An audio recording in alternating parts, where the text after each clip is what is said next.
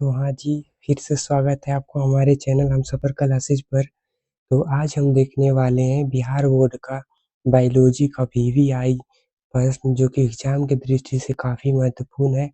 आप लोग इस वीडियो को देखें और ज़्यादा से ज़्यादा शेयर करें और अपने दोस्तों को भी पढ़ने के लिए बोलें। तो आशा होगा कि हम जो वीडियो स्टार्ट करेंगे आपको अच्छा लगेगा। तो इस वीडियो को चलते स्टार्ट करते बिना लेट करते हुए।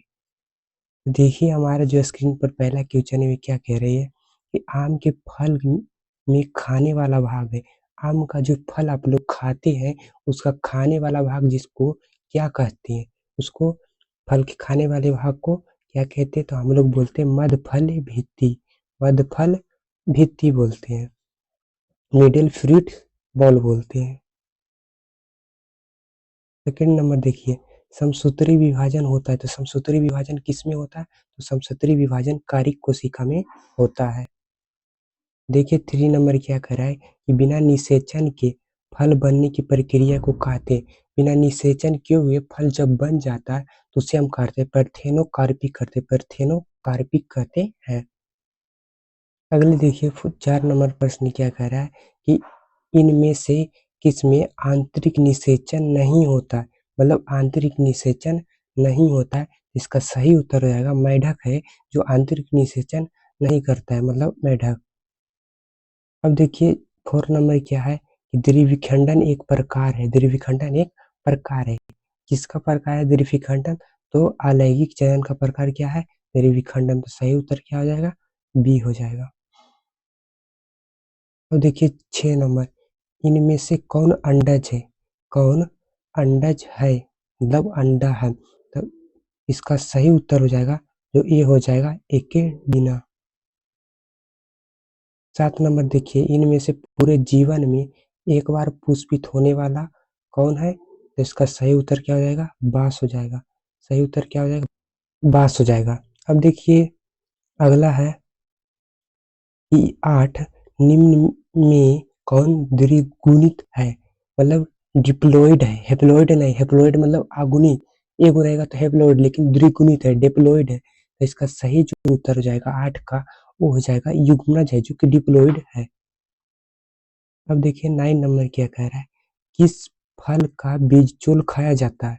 किस फल का बीजचोल खाया जाता है? इसका सही जो उत्तर हो जाएगा वो जायफल का जो बीजचोल है वो खाया जाता है। 10 नंबर देखिए कि समयुग्मकी पाया जाता है। समयुग्मकी है जो कि शैवाल में पाया जाता है। तो इसका सही उत्तर ए हो जाएगा। अब 11 नंबर देखिए, अंडपरजक निम्न में कौन है? तो अंडपरजक कौन है? तो इनमें से सभी अंडपरजक है। सर्प भी अंडपरजक है, मगरमच्छ भी है और मुर्गी भी है। तो जिसका सही उत्तर डी हो जाएगा, इनमें से सभी।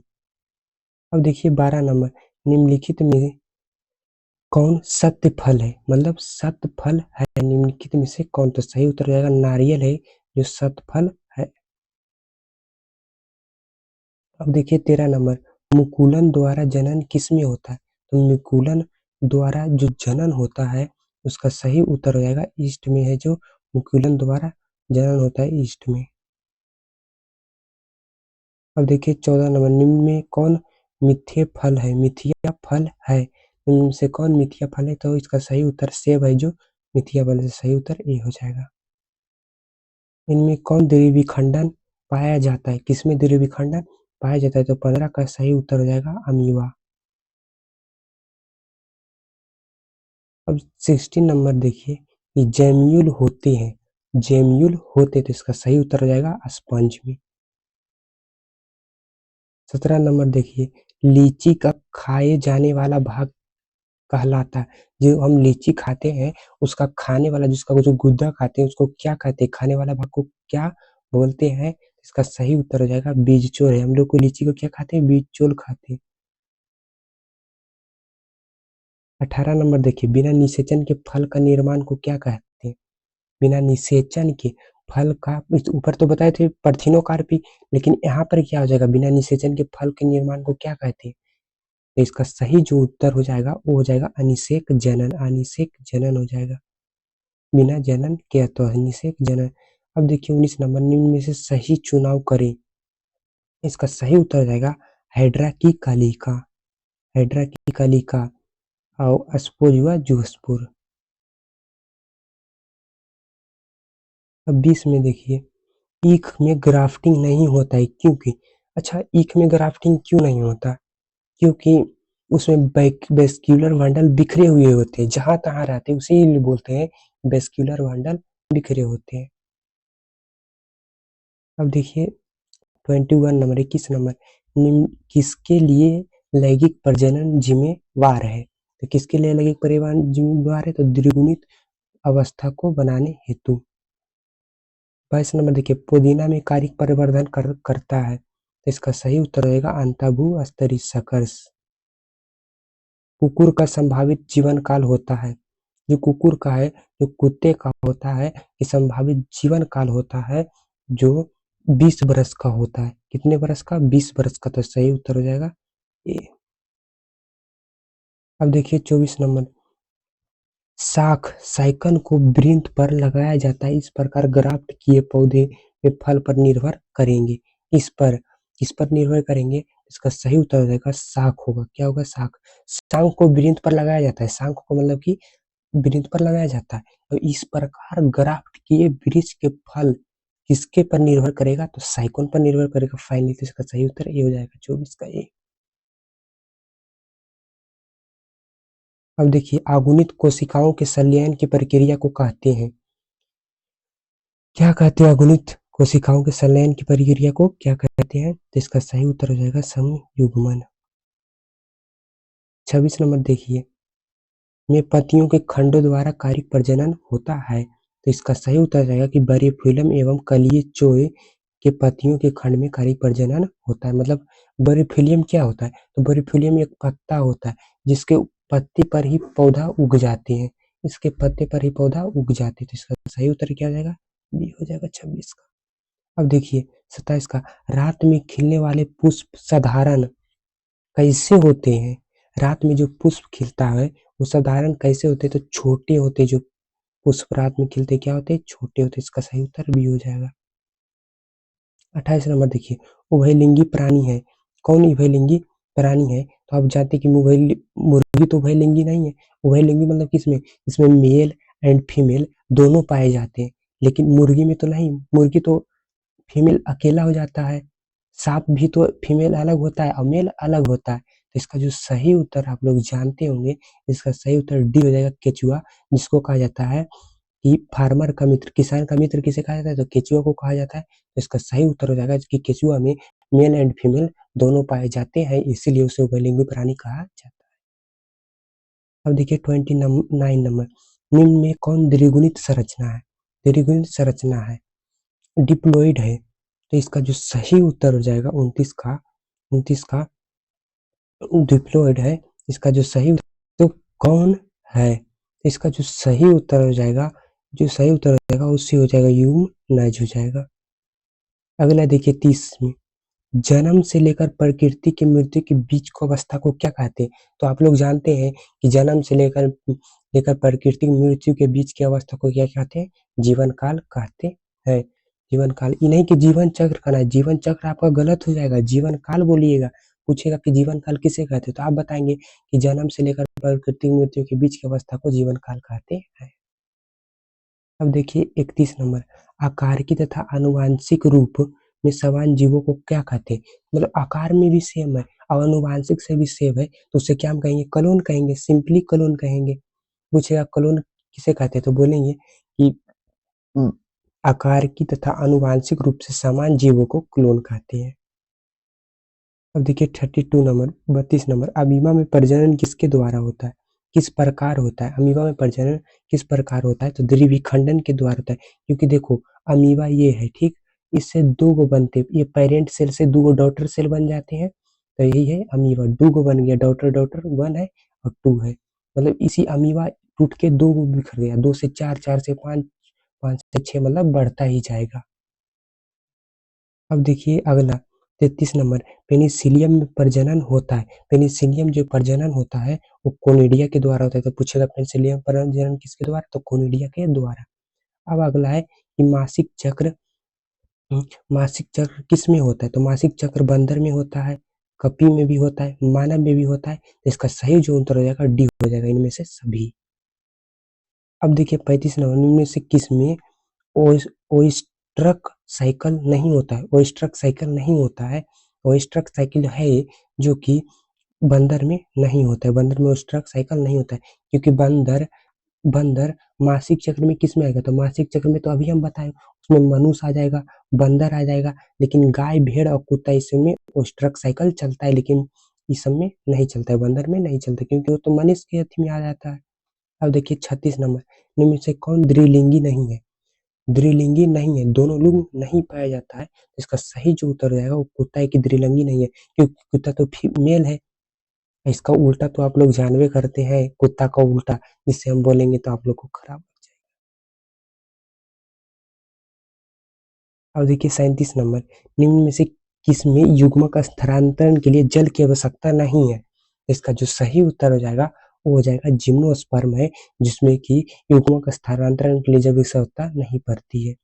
अब 38 नंबर देखिए, भ्रूण के विकास की क्रिया को कहते हैं, भ्रूण के विकास की क्रिया को कहते हैं इम्ब्रियोजेनेसिस, इम्ब्रियोजेनेसिस बोलते हैं, क्योंकि आप लोग को डर लगता होगा इंग्लिश से, लेकिन इसको आपको याद करना पड़ेगा, तो इम्ब्रियोजेनेसिस बोलते हैं। तो बोलेगा भ्रूण के विकास की क्रिया क्या कहते हैं? इम्ब्रियोजेनेसिस, मतलब इम्ब्रियो, भ्रूण के बनना। अब देखिए 39 नंबर, युग्मक के संचयन को कहते हैं, युग्मक के संचयन को क्या कहते हैं? तो सिनगेमी कहते हैं, सिनगेमी कहते हैं, सिनगेमी कहते हैं, किसी काट दीजिएगा, सिनगेमी। 40 नंबर देखिए, इनमें से कौन एक लिंगी नहीं है?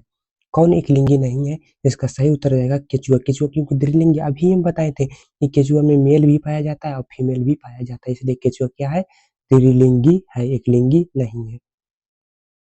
अब देखिए 41 नंबर, कि मानव युग्मक में गुणसूत्रों की संख्या कितनी होती है? तो 23 सोचते, युग्मक बोलेगा, युग्मक बोलेगा, युग्मक बोलेगा, युग्मक बोलेगा, आप फाइनली बोलेंगे 23, अब ऐसे बोलेगा गुणसूत्र तो बोलेंगे 46, 46 बोलेंगे, क्योंकि आधे लोग अलबल आ जाते हैं, मानव में की गुणसूत्रों की संख्या कितने लोग मार देते हैं? 46, लेकिन गलत हो जाएगा, इसका सही उत्तर बी हो जाएगा 23। अब देखिए 42 नंबर, किसमें आंतरिक निषेचन होता है? किसमें आंतरिक निषेचन होता है? इसका सही उत्तर हो जाएगा आवृतबीजी में। 43 नंबर देखिए, निषेचन तक की क्रिया में ओव्यूल विकसित होकर बीज बनता है, निषेचन की क्रिया में ओव्यूल जो होता है, जो विकसित होकर बीज बनता है, जबकि कार्पल विकसित होकर क्या बनता है? तो उसका सही उत्तर होगा पेरिकार्प बनता है। ओव्यूल है जो बड़ा होकर क्या बन जाता है? विकसित हो जाता है तो बीज बन जाता है, लेकिन कार्पल वही विकसित होता है तो पेरिकार्प बनता है, तो इसका 43 का सही उत्तर बी हो जाएगा। अब देखिए 44 में, निम्न में से कौन अंडज नहीं है? कौन अंडज नहीं है? अंडा नहीं है, इसका जो सही उत्तर हो जाएगा वो मानव, क्योंकि मानव है जो इम्ब्रियो होता है, इम्ब्रियो होता है, बच्चे के रूप में निकलता है, लेकिन घड़ियाल भी तो अंडज है, मुर्गी भी सर में, क्योंकि जो बेबी होता है वो इम्ब्रियो होता है, बेबी होता है इम्ब्रियो, लेकिन वो अंडा में नहीं रहता। अब देखिए 45, 45 नंबर, किसमें केवल एक बार जीवन काल में पुष्प खुलते हैं? मतलब पूरा जीवन में, हम मैंने पेड़ लगाया, पूरा जीवन भालू अथी मतलब फरा, लेकिन जीवन काल में मेरा एक बार ही पुष्प देता है और दोबारा नहीं देता है, इसका जो सही उत्तर जाएगा वो बांस, बांस केवल जीवन में एक बार ही पुष्प देता है। ये क्वेश्चन पिछले 2023 में पूछा हुआ है, आप लोग उलट के देखिएगा, 2023 में ये पूछा हुआ है कि केवल जीवन काल में एक बार पुष्प देता है वो बांस है, जरूर देखिएगा, क्योंकि 2023 में ये आया हुआ है, और 23 में आया है, 24 में तो ये 24 में भी शायद आया हुआ है, शायद, हाँ हाँ 24 में भी लड़ा हुआ। निम्न में से किसमें 12 वर्ष में केवल एक बार पुष्प खिलता है? 12 वर्ष बोलेगा, 12 वर्ष बोलेगा तो आप लोग बोलिएगा नीरा कुरंजी, और बोलेगा जीवन काल में, जीवन काल में, पूरा जीवन काल में एक बार देता है तो बांस हो जाएगा, और 12 वर्ष में बोलेगा तो नीला कुरंजी मारेंगे। देखिए 47 नंबर, प्रकंद एक उदाहरण है, प्रकंद एक उदाहरण किसका? तो अदरक का। कलिका रोपण उदाहरण है, कलिका रोपण उदाहरण है किसका? तो करिक जनन। पेनिसिलियम नामक कवक में, पेनिसिलियम नामक कवक में अलैंगिक जनन मुख्य रूप से किस संरचना के द्वारा होता है? तो इसका सही उत्तर हो जाएगा कोनिडिया। अब देखिए, इनमें से कौन ठहरे हुए पानी में उगकर ठहरे हुए पानी में उगकर ऑक्सीजन खींच लेता है, तो इसका सही उत्तर हो जाएगा जलकुंभी। जलकुंभी के पूछेगा, आपसे पूछेगा कि बंगाल का आतंक किसे कहा जाता है, तो आप लोग बोलिएगा कि जो अथी जलकुंभी है उसे बंगाल का आतंक भी बोला जाता है, क्योंकि ये पानी से ऑक्सीजन खींच लेता है। सही उत्तर जलकुंभी हो जाएगा। 51 नंबर देखिए, गेमा द्वारा प्रजनन होता है, गेमा द्वारा प्रजनन होता है, तो इसका सही उत्तर क्या हो जाएगा? कुछ ब्रायोफाइटा में। 52 में देखिए, एक लिंगता की स्थिति को उल्लेखित करने के लिए किस शब्द का उपयोग होता है? एक लिंगता की स्थिति को उल्लेखित करने के लिए किस शब्द का उपयोग होता है? तो एक लिंगाश्रय का। द्विनिषेचन का परिणाम होता है, द्विनिषेचन का जो परिणाम होता है वो होता है भ्रूण कोश में। अब देखिए 54 नंबर, बीजाणुओं द्वारा जनन किस पौधे मोर्स फन सामान्यतः किस समूह में रखा जाता है? मतलब बीजाणुओं द्वारा जनन करने वाला पौधा कौन है? मोर्सिफॉर्म है। इसको किस समूह में रखा जाता है? तो इसका जो सही उत्तर रहेगा वो क्रिप्टोगेमस में सही उत्तर सी हो जाएगा। अब देखिए 55 नंबर क्या कहा है कि साइकस में परागण होता है। साइकस में परागण जो होता है वो 3 कोशिकीय अवस्था में होता है। अब देखिए एंथ्रेसिस की परिघटना हित है कि एंथ्रेसिस परिघटना हित है कि इसका जो सही उत्तर आएगा पुष्पकलिका का खुलना।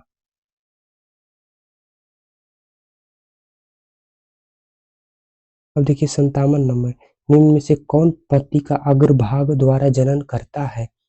जो अग्रभाग मतलब आगे के भाग से जनन करता है, तो बार्किंग फन। आलू में कंदे में आंखें होती है, इसका सही उत्तर हो जाएगा कक्षस्थ कलिकाएं होती है। 59 नंबर, निम्न से कौन सा पादप उभयलिंगाश्रयी है? उभयलिंगाश्रयी है, तो इसका सही उत्तर पाइनस हो जाएगा। निम्न से कौन एक लिंगी है? कौन एक लिंगी है? तो सही उत्तर हो जाएगा पपीता है जो एक लिंगी है। अंडाणु बनने की विधि को कहते हैं, अंडाणु बनने की विधि को क्या कहते हैं? अंडजनन। शुक्राणु बनने की क्रिया विधि को क्या कहते हैं? शुक्राणु जनन कहते हैं। स्पेरोजेनेसिस, oogenesis मतलब अंडाणु बनने की क्रिया। अब देखिए अलैंगिक जनन में कितने जीव भाग लेते हैं? अलैंगिक जनन में अलैंगिक जनन में केवल एक जीव भाग लेते हैं। पूछेगा कि अलैंगिक जनन में कितने जीव भाग लेते हैं? एक जीव भाग लेंगे, वही बोलेगा लैंगिक जनन में। आप बोलिएगा कि लैंगिक जनन में मेल और फीमेल मतलब दोनों भाग लेते हैं, लेकिन अलैंगिक जनन में केवल फीमेल भाग लेते हैं। अब देखिए पौधे में अलैंगिक जनन किस विधि के द्वारा होता है? तो पौधे में अलैंगिक जनन मुकुलन के द्वारा होता है। कार्यक जनन निम्न से किस प्रकार होता है? कार्यक जनन किस प्रकार होता है? इसका सही उत्तर हो जाएगा तीनों से, जड़ से भी, स्तंभ से भी, पत्ती, तीनों के द्वारा। तो सही उत्तर डी हो जाएगा। अब देखिए 66 नंबर, आलू में कारिक संचरण किसके द्वारा होता है? आलू में कारिक संचरण किसके द्वारा होता है? तो स्तंभ के द्वारा। एक ही फल के भीतर पराग कोष के परागकणों का वर्तिकाल में पहुंचाना क्या कहलाता है? तो इसका सही जो उत्तर हो जाएगा वो स्वपरागण कहलाएगा, स्वपरागण कहलाएगा। अब देखिए 68 नंबर, अंडाशय से अंड निकलने की प्रक्रिया को क्या कहते हैं? इसका सही हो जाएगा वो अंडोत्सर्ग होगा। अब देखिए 69 नंबर, मानव मादा में अंडे का निषेचन कहाँ होता है? तो कहाँ होता है अंडे का निषेचन? कहाँ होता है? तो फैलोपियन नेरिका, फैलोपियन ट्यूब में होता है। मानव में नर के शुक्राणु भंडारण किस जनन के अंग में होता है? इसका जो सही उत्तर हो जाएगा वो एपिडिमिस में होता है। युग्मक में गुणसूत्रों का सेट होता है, युग्मक में गुणसूत्रों का सेट कितना होता है? तो हैप्लॉइड होता है, एन होता है। इसका सही उत्तर 71 कहा जाएगा, वो डी हो जाएगा। अब देखिए अलैंगिक जनन में जीवधारियों की उत्पत्ति कितने जनक के भाग लेने से होती है? इसका सही उत्तर आ जाएगा ये, जान लो। अलैंगिक बोलेगा तो जान लेना कि एक ही भाग लेगा। अगर लैंगिक बोलेगा तो मेल और फीमेल दोनों भाग लेगा। अलैंगिक बोलेगा तो एक बोलेगा, अलैंगिक जनन की बोलेगा, अलैंगिक जनन में अंतर लिखने, तो आप बोलेंगे अलैंगिक जनन में क्या बोलेंगे? अलैंगिक जनन में आप सीधे बोलोगे क्लोन बनता है, लेकिन लैंगिक जनन में क्लोन नहीं बनता है।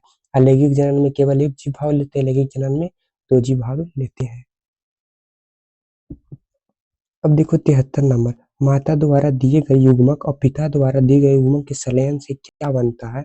इसका जो सही उत्तर हो जाएगा वो हो जाएगा, सही उत्तर जो हो जाएगा युग्मनज। वह प्रक्रिया जिसमें नर द्वारा युग्मक और मादा द्वारा युग्मक बनते हैं उसे क्या कहते हैं? तो इसका सही उत्तर क्या हो जाएगा? युग्मक जनन हो जाएगा।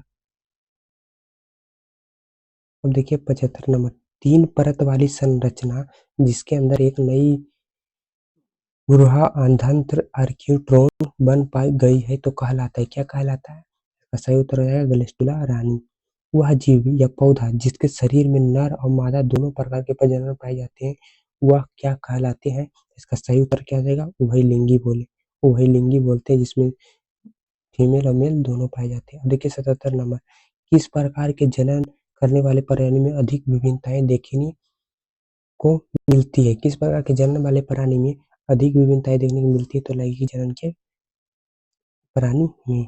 वह प्रक्रिया जिसके अंतर्गत समजात शिशु को जन्म देकर प्रजाति को निरंतर बनाए रखते वह क्या कहलाती है? वह क्या कहलाती है? तो जनन कहलाती है, जिससे कि वह प्रक्रिया जिसके अंतर्गत जीव समजात शिशुओं को जन्म देकर अपनी प्रजातियों को निरंतर बनाए रखते हैं कहलाती है क्या? जनन कहलाती है। अब देखिए 79 नंबर क्या कह रहा है कि जंतु जो शिशुओं को जन्म देते हैं कहलाते हैं, क्या कहलाते हैं? जंतु जो शिशुओं को जन्म देते हैं वो क्या कहलाते हैं? वे कहलाते हैं जरायुज। अब देखिए अंडे से लेकर वयस्क तक बनने की संपूर्ण क्रिया को कहते हैं, क्या कहते हैं? इसको कहते हैं गर्भधान। अब देखिए 81 नंबर की प्लाज्मोटोमी किसमें होता है? तो इसका सही जो उत्तर रहेगा वो बी और डी दोनों हो जाएगा। ओफेलिना में और प्लाज्मोडियम दोनों में होगा, तो इसका सही उत्तर सी और डी हो जाएगा। अब देखिए 82 नंबर, किसी अनिषेचित अंडज में बीज विकसित विकास को कहते हैं, क्या कहते हैं? इसका जो सही उत्तर हो जाएगा वो पार्थेनोकार्पी बोलते हैं। सही उत्तर बी हो जाएगा। अब देखिए 83 नंबर, एक बीजपत्री में ग्राफ्टिंग बिरले की सफल होती है क्योंकि क्योंकि क्योंकि एक बीजपत्री कैम्बियम विहीन होते हैं। अब देखिए 84 नंबर, ये फायरा लार्वा ओरिला में पाया जाता है, इसका निर्माण किस विधि से होता है? तो इसका जो सही उत्तर हो जाएगा वो स्ट्रोबाइलेशन के द्वारा होता है।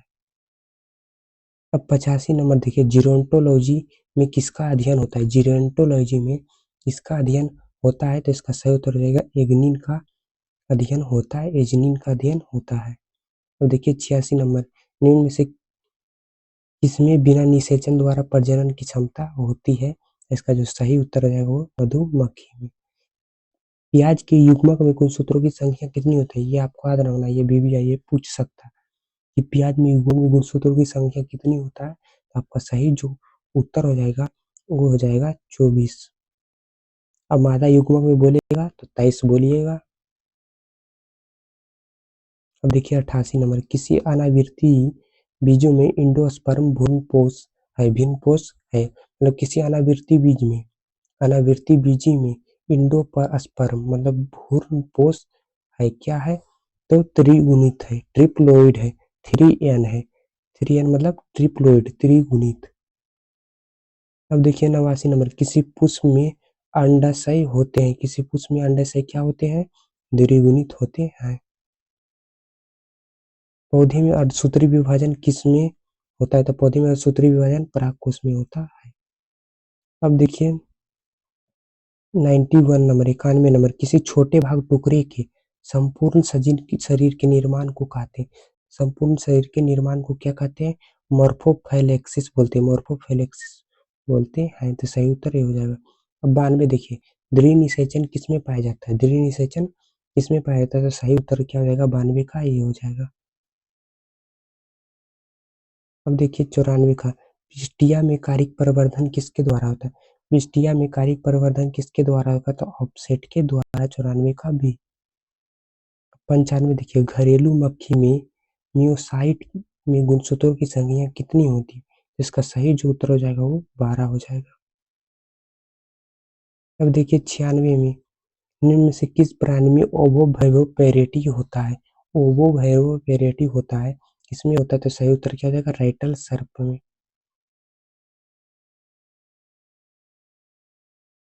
97 देखिए, पार्थेनोजेनेसिस पाया जाता है। पार्थेनोजेनेसिस किसमें पाया जाता है? तो स्पोरोसिस्ट एवं रेडिया लार्वा में।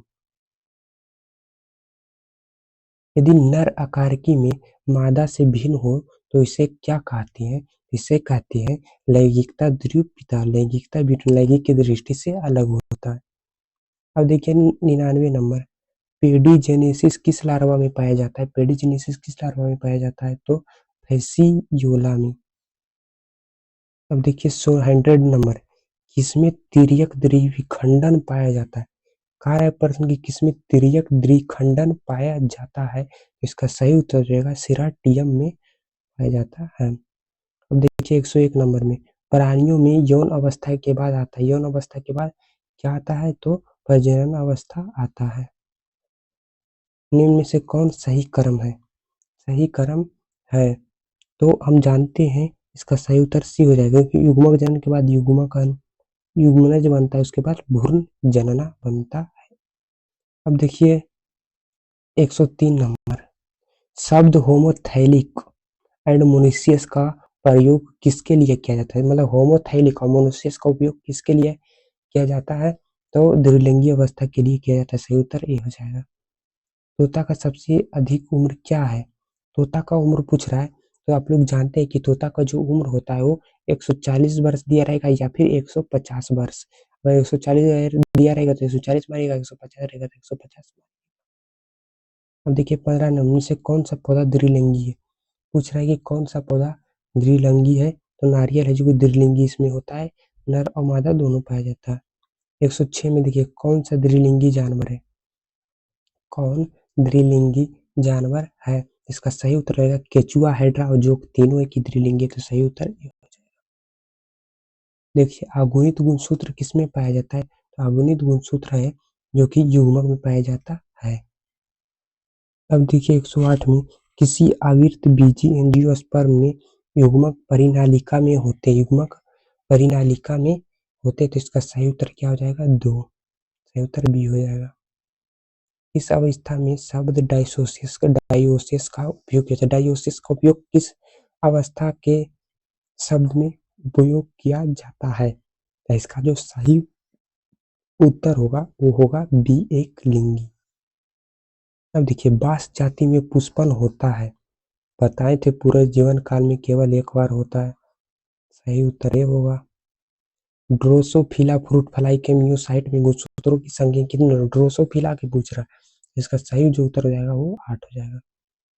घड़ियाल एवं मेघफलाई का जीवन काल होता है, तो मेघफलाई का जो जीवन काल होता है वो लगभग होता है, मतलब कि एक दिन का होता है, और घड़ियाल का जो 60 वर्ष का, तो सही उत्तर डी हो जाएगा। घड़ियाल का जीवन काल 60 वर्ष और मेघफलाई का जीवन काल एक दिन के।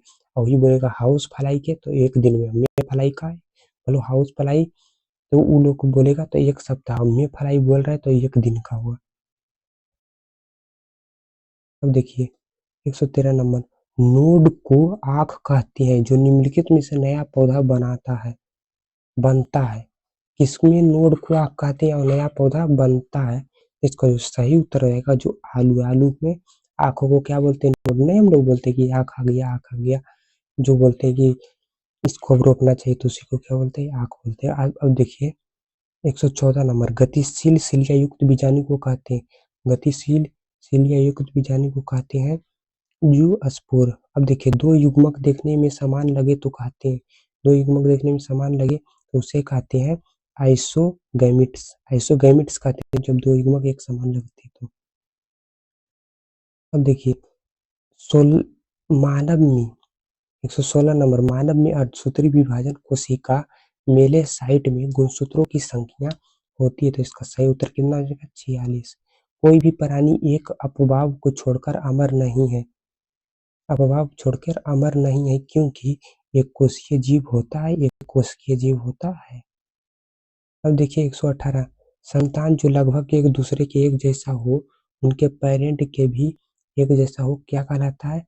तो क्या कहलाता है? बोले थे कि एक के जैसा हो उसको क्या बोलते हैं? क्लोन बोलते हैं। आकार की आनुवंशिक दृष्टि से एक हो, गैमीट के निर्माण को क्या कहते हैं? गैमेटोजेनेसिस या बोल सकते हैं गैमेटोजेनेसिस, ये हो जाएगा सही उत्तर।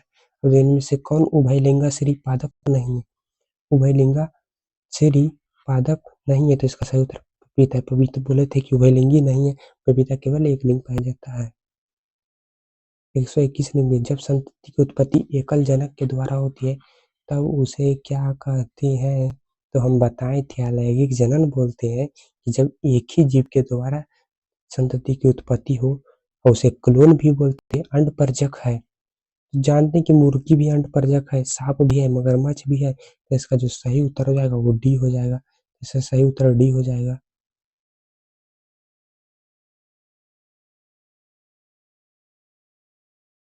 अब देखिए 127 द्विगुणित है, कौन द्विगुणित है? 127 का जो सही उत्तर हो जाएगा ये युग्मनज है कि वो डिप्लॉइड है। इनमें से कौन जंतु उभयलिंगी नहीं है? उभयलिंगी कौन नहीं है? 124 का घरेलू मक्खी जो उभयलिंगी नहीं है। अब देखिए 125 नंबर है, एसिटाब्यूलेरिया, एसिटाब्यूलेरिया, एसिटाब्यूलेरिया इनमें से क्या है? इसका जो सही उत्तर होगा वो शैवाल है। निम्न में से किस पौधे के प्रजाति में बीज का उत्पादन असंग जनन के द्वारा होता है? इसका सही उत्तर क्या हो जाएगा? स्ट्रेसिया एवं घास।